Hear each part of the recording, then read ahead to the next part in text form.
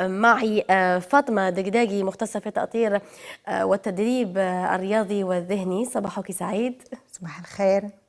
مرحبا بك معنا. الله يسلمك. أيضا معي بيير ألكسندر فابر، أيضا مختص في التأطير الذهني والرياضي. بونجور مسيو. بونجور.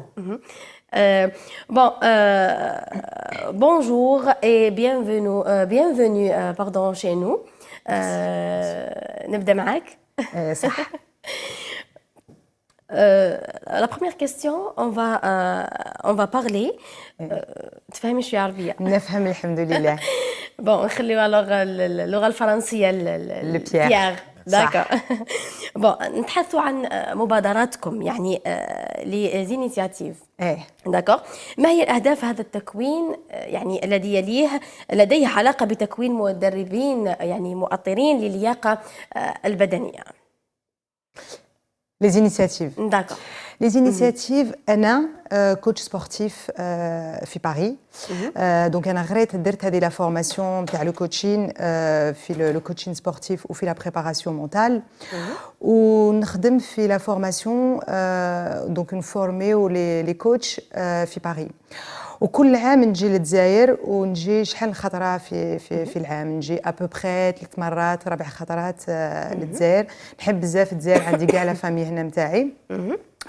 وش جربت في باريس هاد لا فورماسيون نجحت بزاف الناس اللي كانت ما عندهمش لا فورماسيون يونيفرسيتير، اللي كانوا ما كانش قادرين يديروا لي فورماسيون لي لونغ زيتود ابري لو باك، داروا غير هاد لا فورماسيون بروفيسيونيل وطلعوا بالنيفو نتاعهم بالبزاف. كاينين جابوا لو ديبلوم دو كوتش سبورتيف وتموا يخدموا بلو ميتي دو كوتش، وكاينين دوطخ زادوا داروا دي فورماسيون سبيسيفيك كيما لي كونسيبت. بالك تسمعوا هنا في الجزائر بلو كونسيبت نتاع زومبا فيتنس، نتاع لو بيلات، نتاع لو يوغا، كروسفيت، كاينين بزاف سميات لي سميلز، وهذوك لي كونسيبت زياده يزيدوا يخدموا بهم من الفوق. والناس اللي كانوا نورمالمون ماشي قاريين ماشي ناجحين وكانوا نورمالمون عندهم كاتيجوري سوسيال عيانه ناقصه، بهذه الخدمه وبهذا الدبلوم طلعوا برواحهم، نجحوا، خدموا بيان، حلوا لي كلوب ونجموا يطلعوا ارواحهم ويطلعوا العائله ديالهم. عجبتني هذا السيستم. وكي كنت نجي لهنا نشوف ابوبخي مع السنين اللي فاتوا، نهضر بزاف مع لا فامي نتاعي مع الناس اللي نعرفهم هنا، سقسيت un petit peu كيفاش يخدموا كيفاش يديروا. شفت سنين يفوتوا avec internet grâce à internet مع يوتيوب اكسيتيرا. بدا يدخل الفيتنس في الجيري وبداو الناس يخدموا بالفيتنس بالبزاف. بصح لا Vous pouvez parler en français باش يفهمنا يعني باش يفهمنا بيير. Donc maintenant je peux passer en français. Oui. Je passe en français pour toi. Alors donc en interrogeant ici mes collègues, mes amis sur l'Algérie par rapport au développement du fitness et du coaching sportif en Algérie, j'ai remarqué que effectivement à travers les réseaux sociaux et à travers internet, le fitness a commencé à se développer, a beaucoup évolué au sein de l'Algérie. Plus les années se développent, plus passent et plus le métier se développe. Sauf que pour la plupart, ils ne sont pas formés. Ils ont des formations à des concepts, pour la plupart, comme par exemple Zumba Fitness, comme je vous l'expliquais tout à l'heure. Par contre, la formation de base, qui est une formation professionnelle et qui a donc un diplôme et qui a une carte professionnelle, comme nous sommes éducateurs, on a nos cartes professionnelles, on a notre diplôme. Pour la plupart, ils ne le sont pas. Donc j'ai été à la rencontre de ces coachs, j'ai été à la rencontre de ces salles, je me suis intéressée à eux. Donc depuis 2014, je me déplace régulièrement sur Alger. J'ai rencontré beaucoup de coachs et de responsables de salles. Et effectivement, il y a cette lacune. Il y a cette lacune où il y a une énorme motivation. Les coachs ici sont très motivés. Il y a un énorme potentiel. Ils sont très bons et tous vraiment très enthousiastes. La seule chose, c'est qu'ils font des petites formations comme ça avec des concepts. Pour la plupart, ils vont sur les vidéos YouTube et il leur manque les grosses bases pour pouvoir être cadrés et pour pouvoir eux-mêmes encadrer leur public. Que ce soit un public en cours collectif, donc les adhérents des clubs de fitness, ou bien un public qu'on va encadrer en individuel sur une séance de coaching, par exemple. Et là, j'ai décidé de travailler pour développer ici justement la formation professionnelle.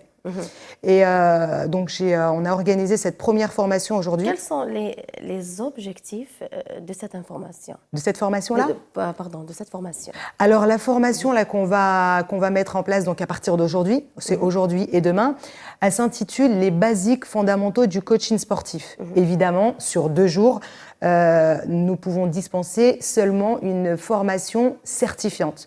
Pour avoir un diplôme, il y a un certain nombre d'heures sur le plan théorique et pratique à réaliser.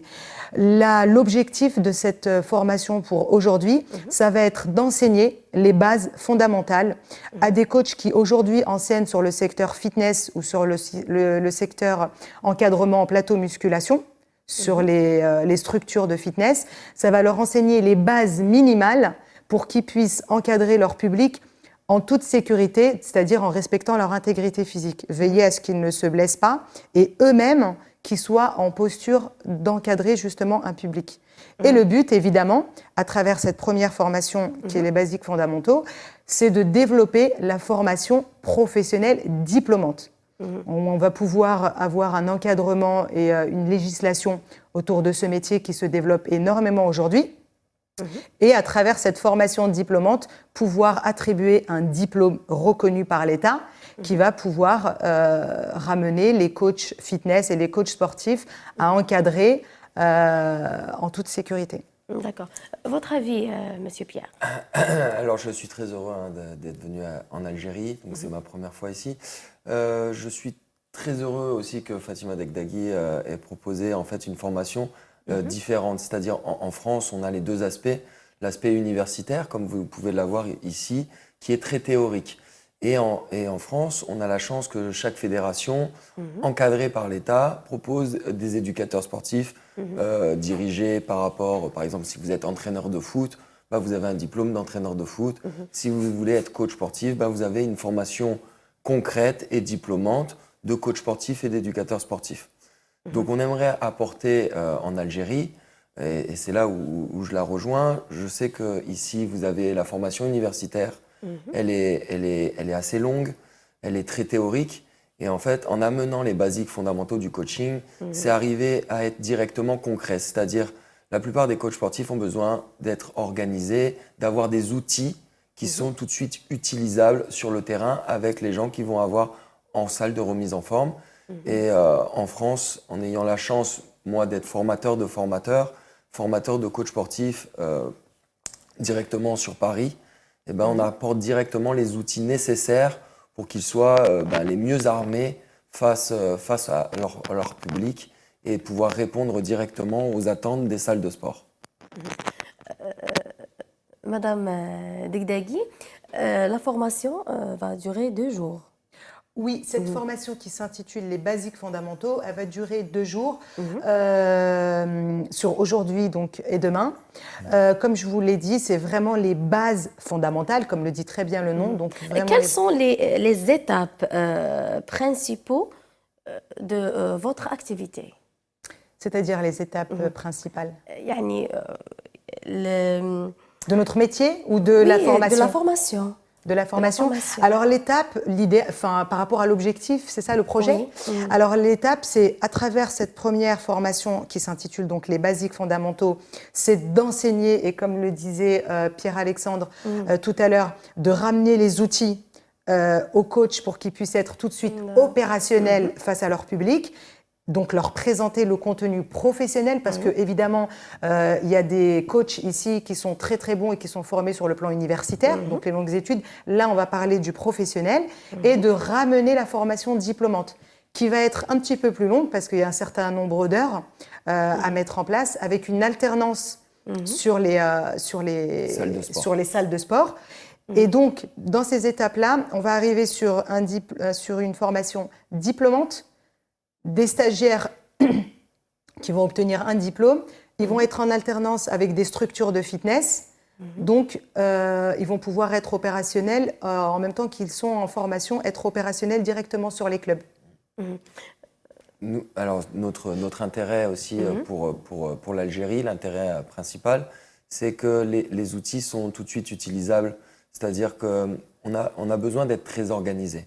Même si on est très intéressé, et ce que la majorité des coachs algériens, je pense, puissent utiliser Internet comme elle a pu le sous-entendre, c'est d'avoir une organisation très précise.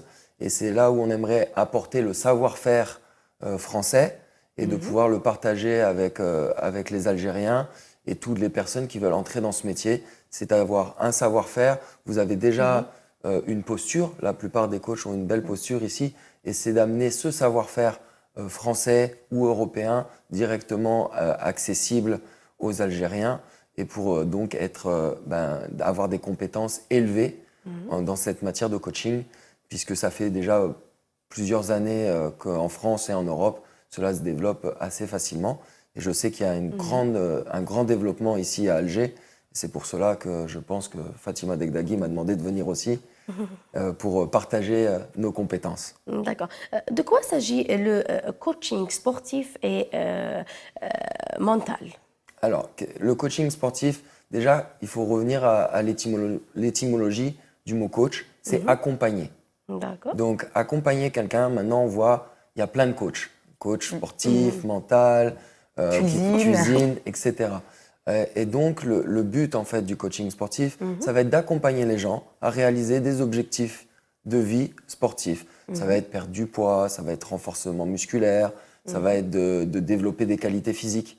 Et donc, c'est grâce à un professionnel qu'on va pouvoir atteindre ces objectifs beaucoup plus rapidement. C'est-à-dire quelque chose qui pourrait être sur 1 année ou 2 ans, grâce à un coach sportif, grâce à un professionnel du sport et de la santé, on va pouvoir atteindre ces objectifs beaucoup plus rapidement. Votre avis, madame? Top, explication au top, il est génial, mon collègue. Et le mental, du coup, c'est exactement ça, le coaching. Donc, je ne vais pas redonner le sens étymologique du mot coaching. C'est l'accompagnement par le mental, tout simplement. Le cerveau, c'est un muscle, donc on l'entraîne aussi, comme on entraîne un corps physiquement. On entraîne le cerveau, par exemple, pour citer un exemple, on peut me dire, voilà, moi j'ai une façon de m'alimenter. On a des croyances, on a des valeurs, on a une culture qui fait que, voilà, madame la coach ou monsieur le coach, moi je m'alimente de telle manière. Pourtant, je sais que s'alimenter différemment serait mieux pour ma santé, pour mes objectifs physiques. Et on va travailler donc sur ces aspects-là en mettant en place ce qu'on appelle des processus pour pouvoir avancer vers l'objectif de la personne qui est là, en l'occurrence, améliorer son alimentation, voir pourquoi elle bloque sur certains aspects, pourquoi à tout prix cet aliment et pas l'autre qui est meilleur pour la santé, et à évoluer vers un objectif. Comment se fait-il la préparation mentale peut aider l'athlète pour réussir? Un athlète, quand il est encadré donc, par tout son staff technique, par le préparateur physique, par son coach, donc toute l'équipe qui est autour, il va être prêt et prédisposé sur l'aspect physique, comme le disent très bien les termes.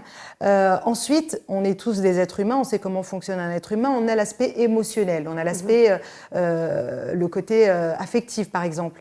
Et selon cet aspect-là, des fois, ça peut venir jouer sur notre performance. Je peux vous citer par exemple un exemple. Peut-être maintenant des exemples. Des exemples. Un athlète qui est ultra préparé physiquement et qui, par exemple, est en train de vivre un divorce. Il y a des personnes qui ont tout, vous en avez peut-être déjà entendu des exemples, on vous dit il a tout perdu après son divorce.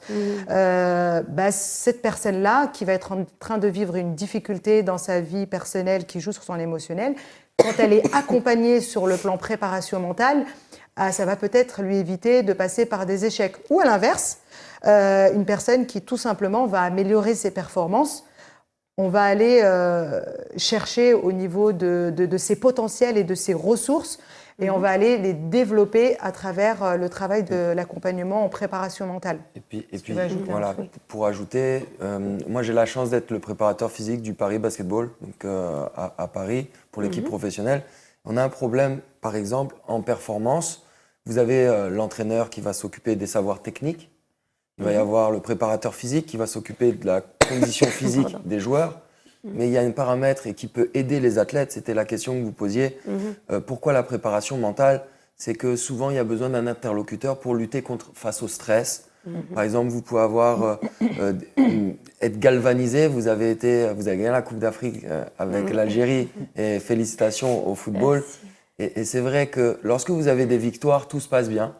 Mais si on commence à avoir des défaites dans le sport de haut niveau, il faut trouver d'autres paramètres qui vont pouvoir améliorer l'athlète.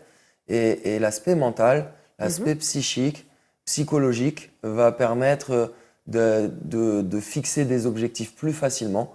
Et forcément, ça va contribuer aussi au bon état d'esprit, puisque un sport d'équipe ou pour les athlètes, d'arriver à atteindre la performance, il faut qu'ils se sentent bien à la fois dans leur corps, mais surtout être bien dans leur tête.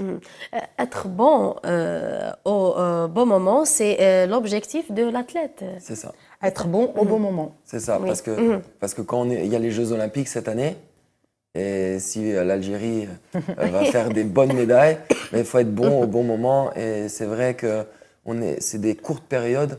On peut être préparé toute l'année et c'est comme le jour de l'examen. Si on n'est pas prêt. La question, c'est comment la formation mentale et physique peut l'aider. La formation ou le coaching? La formation. Donc, le formation, on forme le coach. En fait, on va former les intervenants. On va former les intervenants qui vont être auprès des athlètes. C'est-à-dire, il y a toujours des techniques, des procédés qui vont permettre à l'entraîneur d'avoir tous les fondamentaux pour accompagner l'athlète. Quelles sont ces techniques? C'est pour cela qu'il faut venir faire la formation. La formation, il y a plusieurs modèles. On peut parler par exemple de la PNL, on peut parler de la sophrologie. La sophrologie, c'est vraiment utilisé maintenant avec l'accompagnement du coaching. L'imagerie mentale. L'imagerie mentale.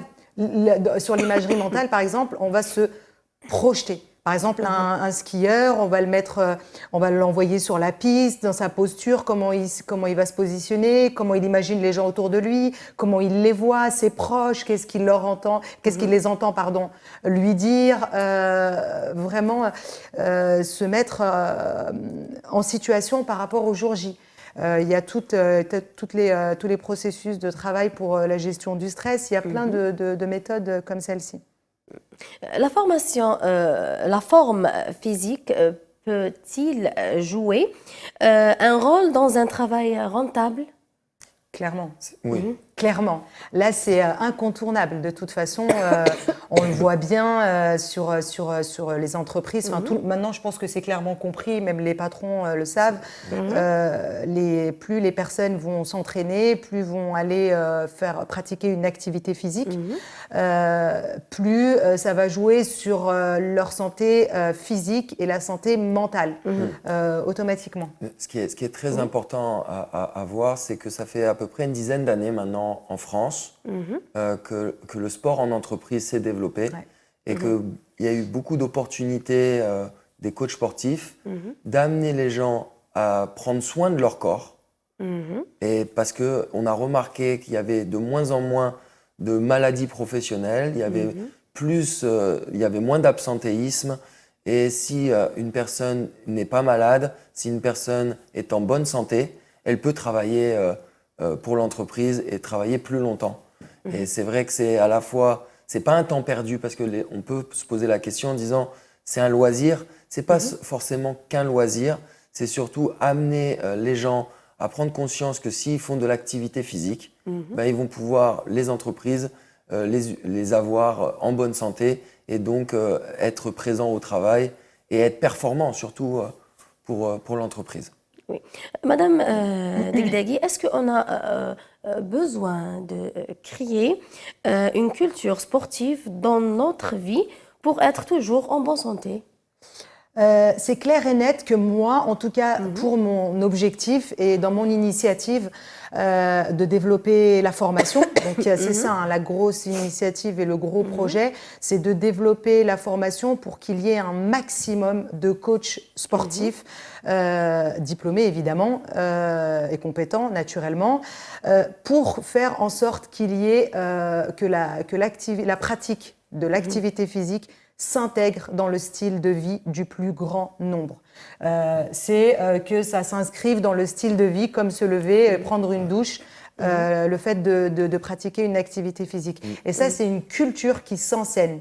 C'est quelque chose qui va venir se mettre en place aujourd'hui. Il y a besoin de motiver, de communiquer aux gens et de leur expliquer que c'est nécessaire pour leur santé physique et mentale. Si on avance sur cette ère-là et dans cette éducation-là, ça deviendra naturel de pratiquer une activité physique. Et puis Oui. ce qui est très important, vous avez posé une question sur est-ce que c'est important de créer une forme physique? Oui. Et je pense que la réponse est oui, car clairement, on a besoin d'avoir un système de valeurs, c'est-à-dire le sport amène des valeurs qui sont importantes dans l'organisation, dans le sérieux.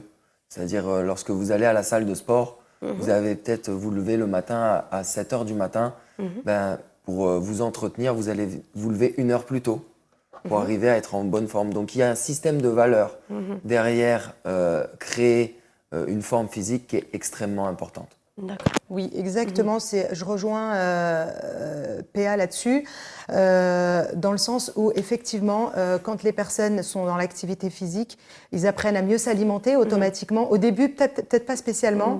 Et après, ils vont mieux s'alimenter, ils vont être plus en forme et avoir un état d'esprit plus positif, plus dynamique.